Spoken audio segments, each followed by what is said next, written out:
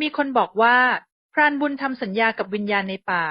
เพื่อแลกชีวิตในวันที่เขาเกือบตายแต่สิ่งที่ผูกไว้ในสัญญานั้นคือวิญญาณของเขาเองเขารอดจริงแต่หลังจากวันนั้นเขาไม่ใช่คนเดิมอีกเลยเขาเริ่มล่าในเวลากลางคืนไม่ใช่สัตว์ป่าแต่เป็นสิ่งมีชีวิตที่มีหัวใจและเมื่อเขาตายวิญญาณของเขาไม่ไปผุดไปเกิด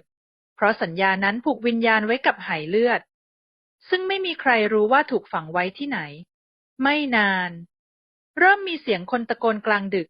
ตะโกนขอความช่วยเหลือแต่ไม่มีใครกล้าเปิดประตูพอรุ่งเช้า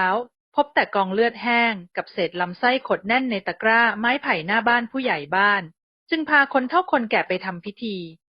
พวกเขาเดินขึ้นไปยังป่าทางทิศตะวันตกตรงต้นไม้ใหญ่ที่เคยเจอรอยพรานบุญหายไปพวกเขาขุดลงไปลึกแล้วเจอกลิ่น